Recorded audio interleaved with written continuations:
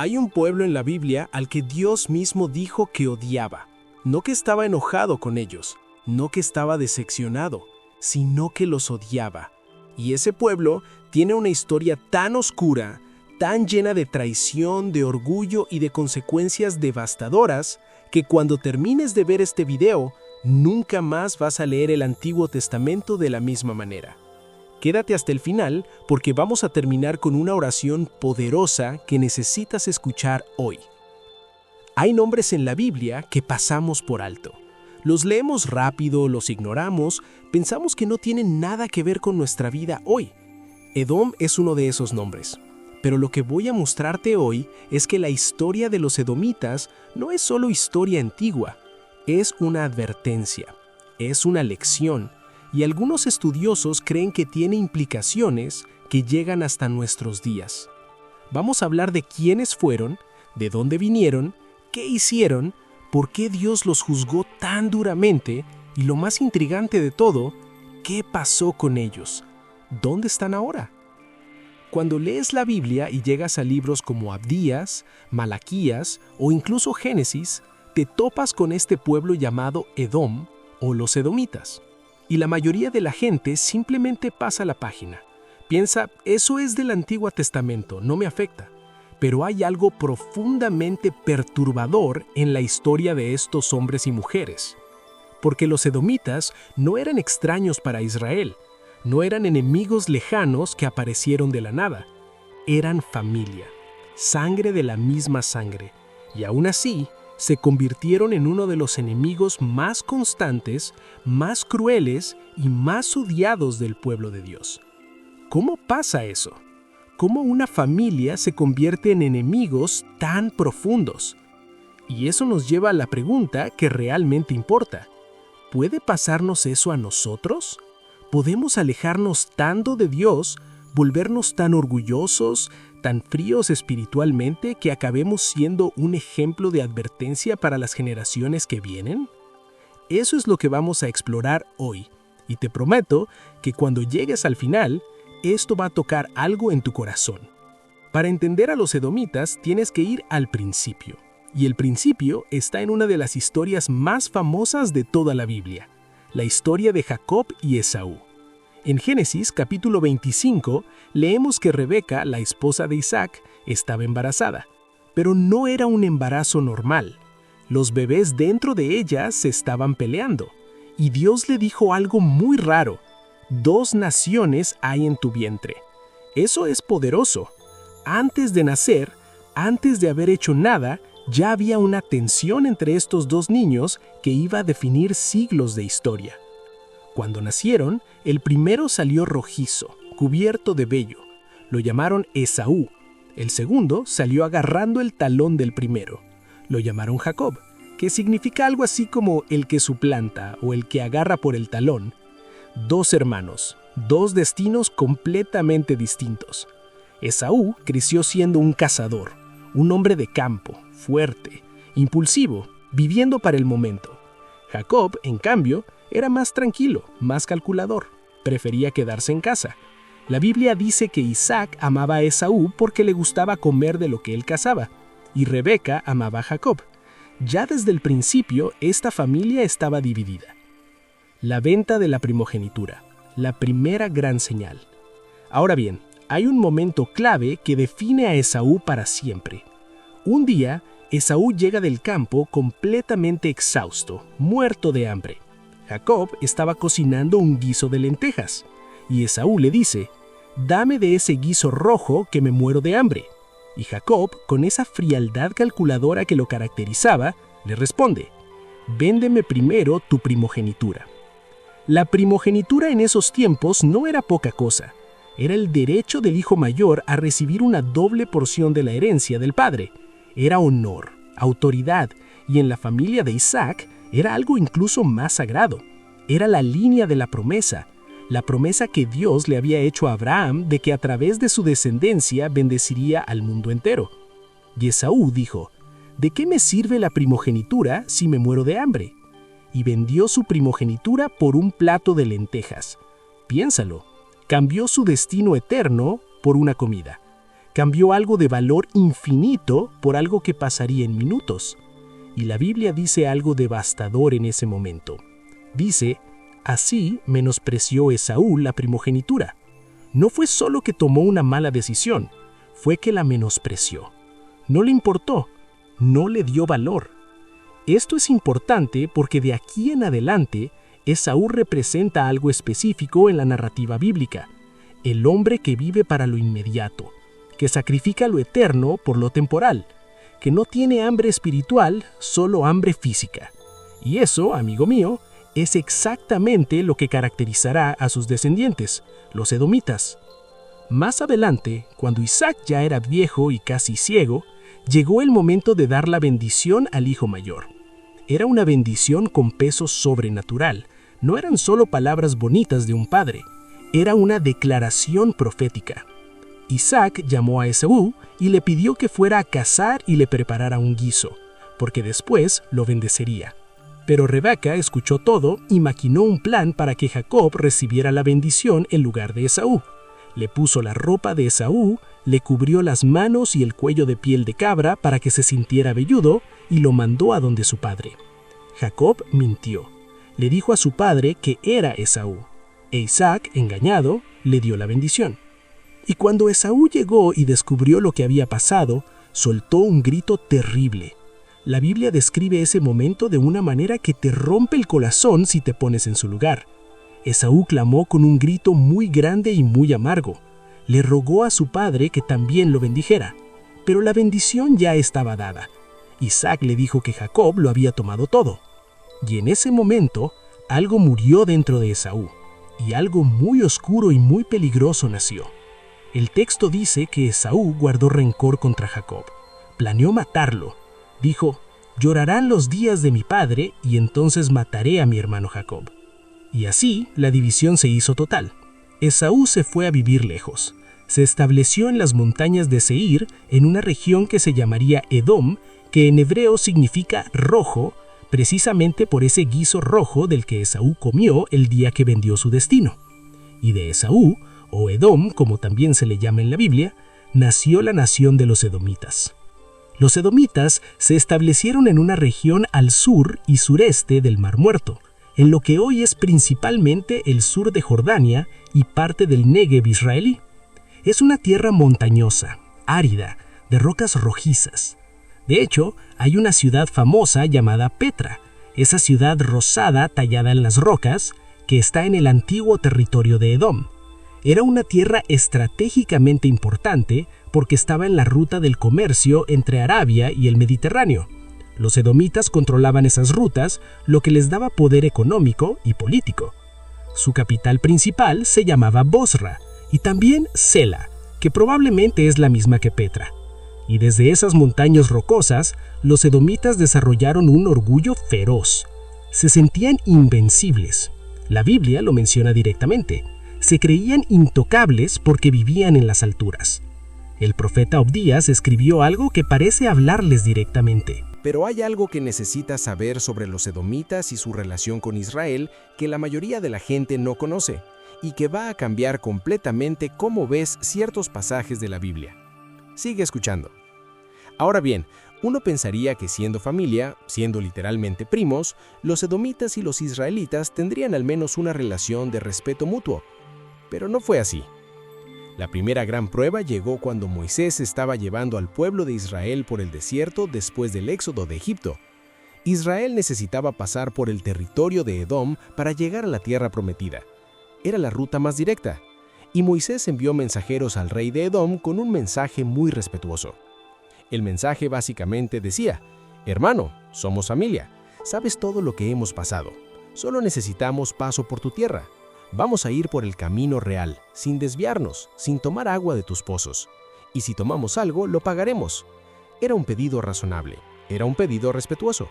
Era el tipo de petición que le harías a alguien de tu familia. La respuesta de Edom fue no. No solo no, sino que la Biblia dice que Edom salió a recibirlos con mucha gente y con mano fuerte. Los amenazaron con guerra si intentaban pasar. Y así Israel tuvo que dar un rodeo enorme alrededor del territorio edomita.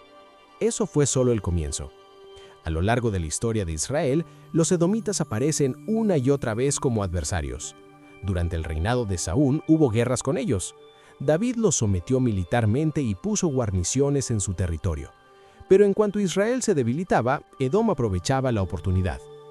En tiempos del rey Joram de Judá, Edom se rebeló y se independizó. Hubo batallas constantes. El rey Amasías de Judá los venció y tomó la ciudad de Sela. Pero la enemistad nunca terminó. Y luego llegó el momento más oscuro de toda la relación entre estos dos pueblos. En el año 583 a.C., Nabucodonosor, el rey de Babilonia, atacó Jerusalén. Destruyó la ciudad, quemó el templo, se llevó al pueblo en cautiverio. Fue uno de los momentos más devastadores en toda la historia de Israel. Y los edomitas, en lugar de ayudar a sus parientes, en lugar de mostrar compasión o simplemente quedarse al margen, hicieron algo que marcó su destino para siempre.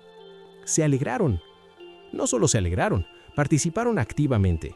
Algunos textos históricos y bíblicos sugieren que los edomitas ayudaron a los babilonios, que señalaron a los refugiados israelitas que intentaban escapar, que los entregaron al enemigo, que saquearon Jerusalén cuando caía. El Salmo 137 guarda la memoria de ese momento con un dolor crudo y sin filtros. En ese salmo, el pueblo de Israel, exiliado en Babilonia, llora por Jerusalén y en ese llanto recuerda lo que hicieron los edomitas. Recuerda, Señor, contra los hijos de Edom el día de Jerusalén cuando decían, arrasadla, arrasadla, hasta sus cimientos. Y el profeta Obdías, que tiene el libro más corto del Antiguo Testamento, pero uno de los mensajes más intensos, escribió su profecía completamente dedicada a Edom y específicamente por lo que hicieron en ese día. Escucha lo que Dios le dice a Edom a través de Obdías. Por la violencia hecha a tu hermano Jacob, te cubrirá vergüenza y serás cortado para siempre. El día que estando tú delante llevaban extraños cautivos su ejército y extraños entraban por sus puertas y echaban suerte sobre Jerusalén, tú también eras como uno de ellos. Y luego viene algo que debe hacerte reflexionar profundamente, porque Dios no solo juzgó a Edom con palabras.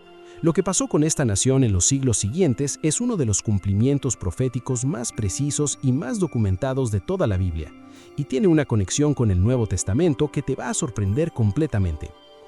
Dios habló contra Edom a través de múltiples profetas. No fue una sola voz, fue un coro de advertencias que se extendieron por siglos. Obdías profetizó la total destrucción de Edom. Dijo que Edom sería como si nunca hubiera existido, que las naciones lo despreciarían, que los sabios de Edom, de los que se jactaban tanto, quedarían destruidos. Jeremías habló de Edom en el capítulo 49. He aquí que pequeño te he hecho entre las naciones, eres muy menospreciado entre los hombres. El terror que inspirabas y la soberbia de tu corazón te han engañado a ti, que moras en las hendiduras de las peñas, aunque como águila eleves tu nido, de ahí te haré descender, dice Jehová. Isaías, Malaquías, Joel, todos hablan de Edom como símbolo de orgullo, de enemistad con Dios y con su pueblo, y todos enuncian juicio. Y luego está ese versículo increíble de Malaquías 1, del 2 al 3, que Pablo cita en Romanos 9, donde Dios dice, «A Jacob amé, mas a Esaú aborrecí». Esa frase ha generado muchísimas discusiones teológicas. ¿Cómo puede Dios aborrecer a alguien? ¿No es Dios amor?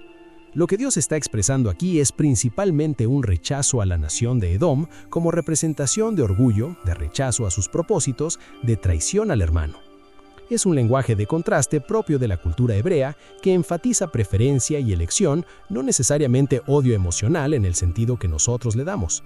Pero lo importante es que Edom, como nación, como espíritu, como actitud, estaba condenado. Ahora vamos a lo histórico, que es donde la profecía se hace tangible. Durante los siglos posteriores al exilio de Israel en Babilonia, algo curioso comenzó a suceder. Mientras Israel estaba en el exilio, otras tribus del desierto, especialmente los nabateos, comenzaron a presionar el territorio edomita desde el sur y el este. Los nabateos eran un pueblo árabe comerciante y guerrero que poco a poco fue empujando a los edomitas fuera de sus montañas. Y así, los edomitas comenzaron a migrar hacia el sur de Judá, hacia una región que los griegos llamaron Idumea, que es simplemente la versión griega de Edom. Para el siglo IV a.C., los edomitas prácticamente ya no controlaban su tierra original. Los nabateos habían tomado Petra y todo el territorio montañoso, y los idumeos, que eran estos edomitas desplazados, vivían ahora en el sur de lo que había sido Judá. Y aquí viene algo fascinante, y que muchos no saben.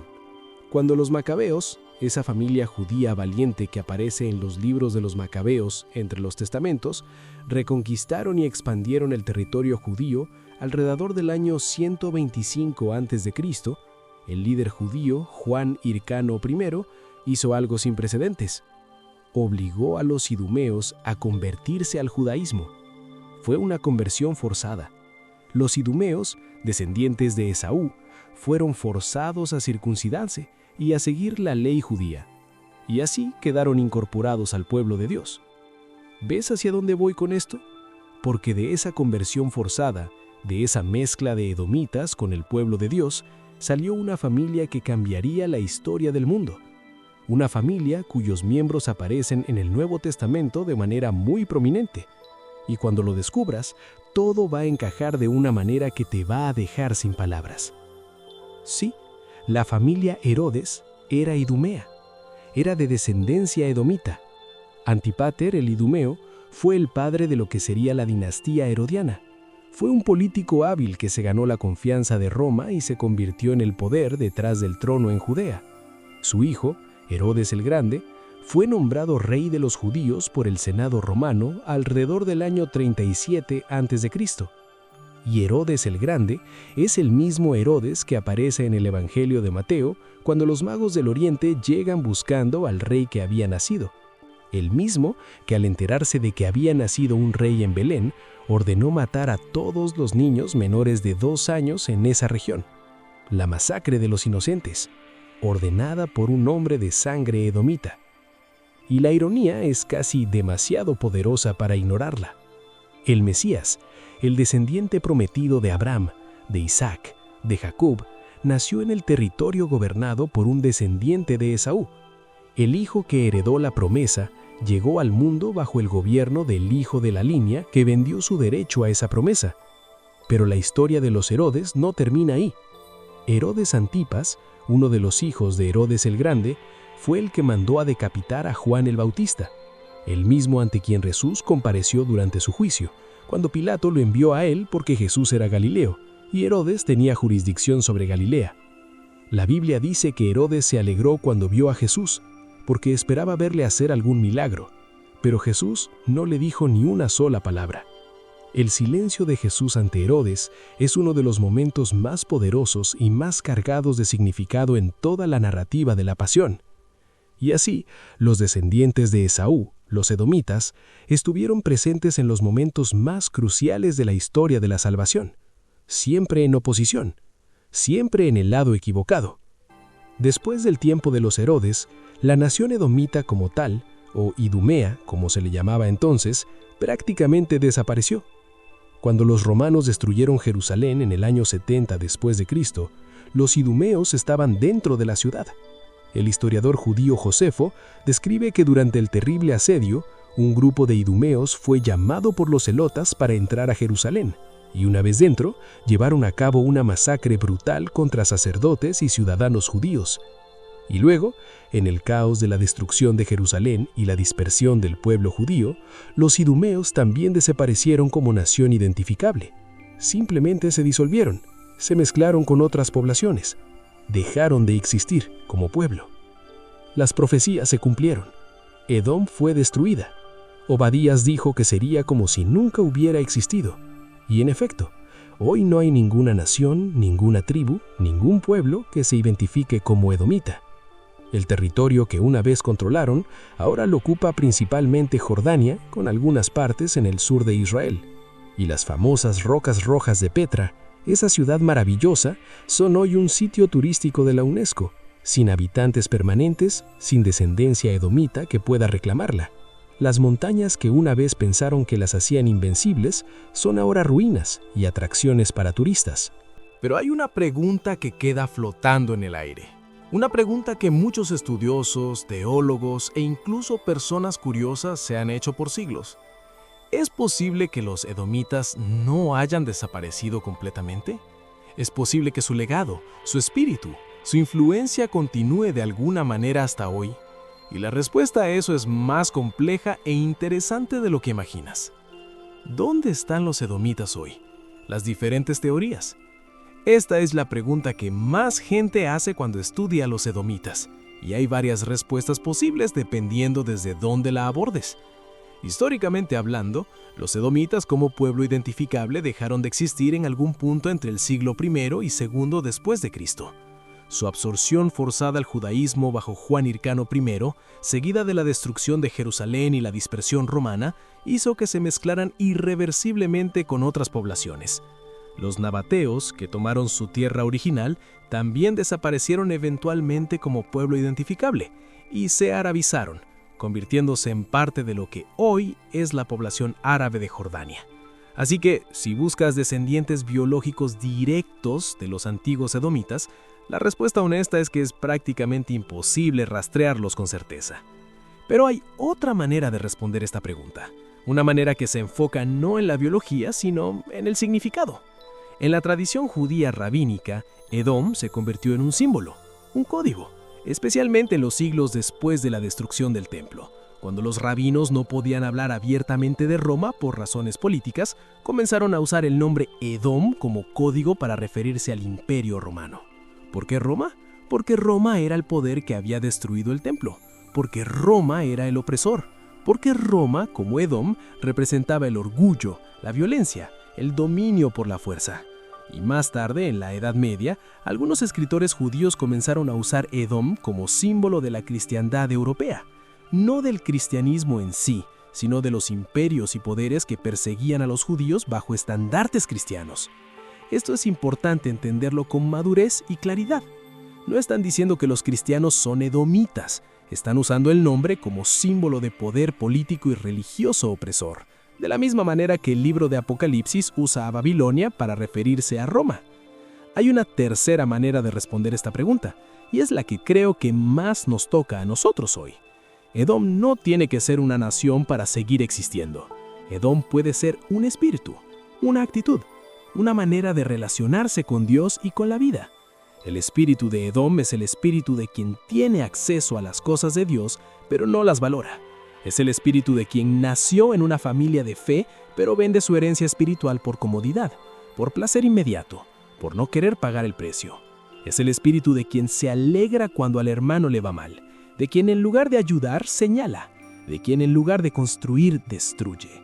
Y ese espíritu no tiene nacionalidad, no tiene color de piel, no tiene pasaporte. Puede vivir en cualquier corazón humano que no esté rendido completamente a Dios. La pregunta que Dios te hace a ti hoy no es ¿eres descendiente de Esaú? La pregunta es ¿tienes el espíritu de Esaú en tu corazón? Volvamos por un momento a Esaú mismo, porque creo que su historia personal tiene lecciones que van mucho más allá de la geopolítica del Antiguo Testamento. Esaú tenía todo, nació en la familia correcta, era el primogénito que en su cultura lo era todo. Tenía la herencia, tenía el honor, tenía la posición, pero no tenía hambre espiritual, y eso lo perdió todo. El libro de Hebreos en el Nuevo Testamento menciona a Esaú en un contexto muy serio. En Hebreos 12, 16, 17 dice, «No sea que haya algún fornicario o profano como Esaú, que por una sola comida vendió su primogenitura, porque ya sabéis que aún después, deseando heredar la bendición, fue desechado, y no hubo oportunidad para el arrepentimiento, aunque la procuró con lágrimas». Eso es poderoso y también es sobrio. Hay una advertencia aquí que necesita tomarse en serio. Esaú quiso recuperar lo que había perdido, pero ya era demasiado tarde. Las decisiones tienen consecuencias, y algunas consecuencias no se pueden revertir con lágrimas.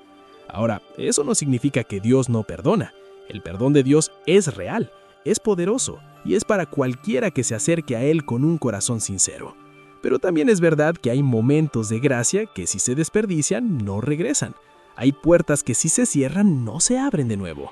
La Biblia no nos dice claramente si Esaú se salvó o no. Lo que sí nos dice es que vendió su herencia espiritual por algo temporal, y que ese acto tuvo consecuencias eternas para él y para sus descendientes. Y esa es la advertencia para nosotros. ¿Eres tú más Esaú o más Jacob? Sé que esta pregunta puede incomodar, porque la respuesta honesta a veces duele. Jacob no era un santo, era un manipulador. Era un mentiroso, Engañó a su padre, engañó a su hermano, engañó a su suegro. Tuvo una vida llena de conflictos y consecuencias de sus propias decisiones. Pero Jacob tenía una cosa que Esaú no tenía: hambre. Hambre de la bendición, hambre de Dios, hambre de ser parte del propósito divino. Y eso marcó la diferencia. Dios no eligió a Jacob porque era perfecto. Lo eligió porque Jacob quería la bendición con todo su corazón, aunque sus métodos para obtenerla fueran completamente equivocados. Y Dios trabajó en Jacob, lo procesó, lo quebrantó, lo transformó, hasta que ese hombre que era el suplantador se convirtió en Israel, que significa el que lucha con Dios. La pregunta para ti hoy es: ¿estás dispuesto a luchar con Dios? ¿Estás dispuesto a aferrarte a Él aunque cueste?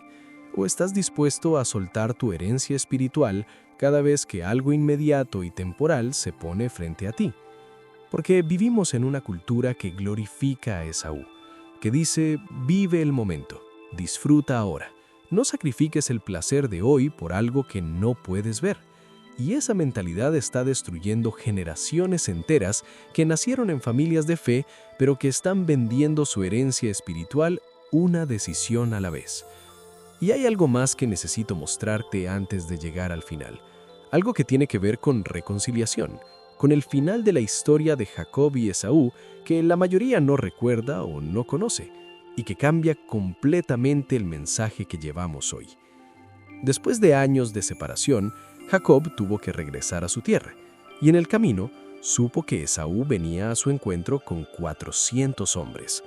Jacob tuvo miedo, oró, dividió su familia y su ganado, se preparó para lo peor, y la noche antes del encuentro, un hombre peleó con Jacob hasta el amanecer. Ese hombre era, en interpretación teológica, una manifestación de Dios mismo, y al amanecer le tocó el muslo y lo dejó cojo. Pero Jacob no soltó. Dijo: no te soltaré si no me bendices. Y Dios lo bendijo y le cambió el nombre. Ya no sería Jacob, el suplantador, sería Israel, el que luchó con Dios. Llegó el momento del encuentro con Esaú, y lo que pasó fue completamente inesperado. Esaú corrió hacia Jacob y lo abrazó, se echó sobre su cuello y lo besó, y lloraron los dos. Eso es lo que la Biblia dice. Después de años de odio, de rencor, de planes de asesinato, de separación, se abrazaron, lloraron juntos. ¿Qué pasó en el corazón de Esaú en todos esos años? No lo sabemos con exactitud, pero algo cambió. Quizás Dios trabajó en él también. Quizás los años, las pérdidas, la vida misma lo suavizaron. Y ese abrazo entre Jacob y Esaú es uno de los momentos más hermosos y más olvidados de toda la Biblia. Dos hombres que representaban dos destinos distintos, dos naciones distintas, encontraron un momento de gracia y de reconciliación. Y eso nos dice algo importante. Nos dice que incluso en las historias más oscuras, incluso en las relaciones más rotas, incluso en los corazones más endurecidos, la gracia de Dios puede entrar. La tragedia de los edomitas no fue inevitable desde el principio. Edom eligió su camino. Generación tras generación eligieron el orgullo sobre la humildad, la enemistad sobre la reconciliación, la alegría ante el sufrimiento del hermano en lugar de la compasión. Y esas elecciones acumuladas construyeron un destino. Si hay una palabra que resume la historia de Edom, esa palabra es orgullo. El libro de Obadías lo dice claramente: la soberbia de tu corazón te engañó. No fueron sus enemigos, no fue la mala suerte, no fueron las circunstancias, fue su propio orgullo el que los destruyó. El orgullo te hace creer que no necesitas a nadie, que eres suficiente, que tu posición, tu inteligencia, tu fortaleza son garantía de tu seguridad. El orgullo te hace incapaz de pedir ayuda, de reconocer el error, de pedir perdón. El orgullo te hace mirar el sufrimiento del hermano con alivio en lugar de compasión, porque en el fondo sientes que si él cae, tú subes. El orgullo es el primer pecado de la historia. Es lo que llevó a Satanás a rebelarse. Es lo que llevó a Adán y Eva a querer ser como Dios. Es lo que construyó la Torre de Babel. Y es lo que destruyó a Edom. Proverbios 16:18 lo dice sin rodeos. Antes del quebrantamiento es la soberbia, y antes de la caída, la altivez de espíritu. Y el problema con el orgullo es que es el pecado más difícil de ver en uno mismo. Es el más engañoso, porque siempre tiene una justificación, siempre tiene una razón para existir. El orgulloso nunca se llama orgulloso, se llama seguro, se llama confiado, se llama realista. Pero Dios ve el corazón, y cuando Dios mira el corazón de Edom, ve orgullo y lo juzga. ¿Qué significa todo esto para nosotros hoy? La historia de los edomitas no está en la Biblia para satisfacer nuestra curiosidad histórica. Está ahí como espejo, como advertencia, como lección. Hay al menos 5 cosas que la historia de Edom nos enseña hoy. Primero, no vendas tu herencia espiritual por lo temporal. Esaú vendió algo eterno por algo que desapareció en minutos. Y en nuestra vida hacemos lo mismo cuando abandonamos la fe por el éxito, cuando dejamos de congregarnos por comodidad, cuando silenciamos nuestra convicción por miedo al qué dirán, cuando ponemos el trabajo, las redes sociales, el entretenimiento por encima de nuestra relación con Dios. Cada vez que haces eso, estás vendiendo lentejas, estás cambiando algo de valor infinito por algo que mañana ya no recordarás. Segundo, cuida cómo tratas a tu hermano en su momento de dolor. Edom fue juzgado principalmente por lo que hizo cuando Israel cayó. Se alegró, se burló, entregó a los fugitivos.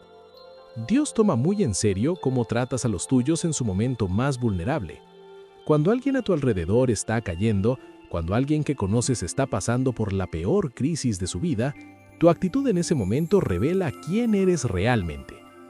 ¿Eres de los que señalan y murmuran o eres de los que se acercan y ayudan? Tercero, el orgullo siempre antecede la caída. Edom se creía invencible. Sus montañas eran su seguridad, su posición estratégica era su orgullo, y perdieron todo.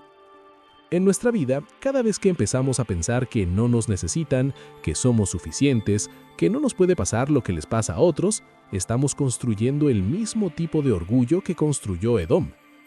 La humildad no es debilidad, es sabiduría, es reconocer que todo lo que tenemos viene de Dios y que sin Él somos vulnerables. Cuarto, las elecciones que haces hoy afectan a los que vienen después de ti. Las decisiones de Esaú afectaron a toda su descendencia por siglos. Los edomitas cargaron las consecuencias de las actitudes y elecciones de su padre ancestral. Eso no significa que somos esclavos del pasado. Significa que lo que elegimos hoy construye o destruye el futuro de nuestra familia. La fe que cultivamos o abandonamos, el carácter que formamos o descuidamos, los valores que transmitimos o ignoramos, todo eso tiene un impacto que va más allá de nuestra propia vida. Tú estás construyendo el legado de tus hijos y nietos con cada decisión espiritual que tomas hoy. Quinto, la gracia de Dios siempre está disponible, pero no siempre para siempre.